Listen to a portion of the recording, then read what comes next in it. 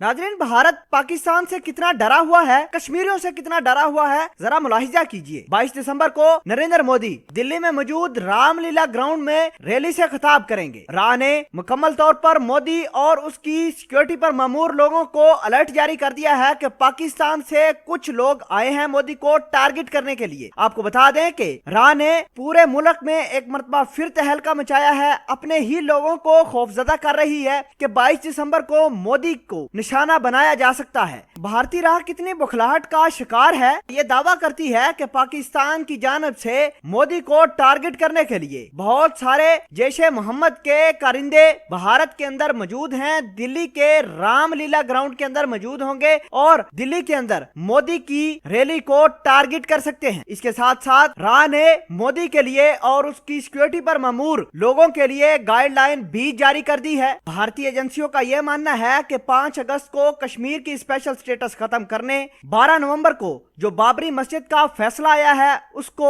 लेकर और citizenship bill 2019 को लेकर मोदी की जान को काफी खतरा लाहक है। भारत की राह ने यह भी कहा कि पाकिस्तान के दहशतगर्द इस वजह से भी मोदी को टारगेट कर सकते हैं क्योंकि बालाकोट एयर स्ट्राइक का गुस्सा अब भी पाकिस्तान के अंदर मौजूद है। नाज़रीन, भारत की नेशनल इन्वेस्टिगेशन एजेंसी ने अक्टूबर 2019 में एक रेड अलर्ट जारी किया था कि जैशे मोहम्मद के करिंदों के साथ साथ लश्कर तैयबा के भी लोग भारत के अंदर मौजूद हैं और वो मोदी और दीगर लोगों को हिट करना चाहते हैं। नाज़रीन, इसके साथ साथ जब से भारत ने कश्मीर का स्पेशल स्टेटस खत्म किया है तभी से मौलाना अजहर मसूद का भी बयान सामने आया था। उनका कहना था कि मोदी, अमित शाह और राजनाथ सिंह अपनी जान की हिफाजत करो, मैं किसी वक्त भी तुम्हें टारगेट कर सकता हूँ। नाज़रीन इकरामी, इन बयानों से ये साबित होता है कि कश्मीर के ऊपर किस तरह भारत मुसल्लत है, कश्मीरियों की आवाज को किस तरह भारत दबा रहा है और किस तरह लोगों को कश्मीर के अंदर रखा हुआ है। ये उसकी आउटपुट तो बाहर आनी ही है। नाज़रीन इकरामी, ये जो भारत के अंदर दहशतगर्द हैं, ये कोई दहशतगर्द नहीं बल्कि वो तमाम के तमाम कश्मीरी लोग हैं जिनके माँ बाप को उठाकर भारतीय फौज ज्यादती का निशाना बनाती है, जिनको जेलों के अंदर रखा हुआ है। ये उन्हीं के भाई और बेटे हैं और ये मोदी, अमित शाह, राजनाथ सिंह को टारगेट करने वाले हैं। और इस तमाम तर सिनेरियो की रिपोर्टें और बयानात मौलाना मसूद अजहर पहले ही दे चुके हैं। उन्होंने कहा कि कश्मीर के ऊपर भारत अपना जुल्म बंद करे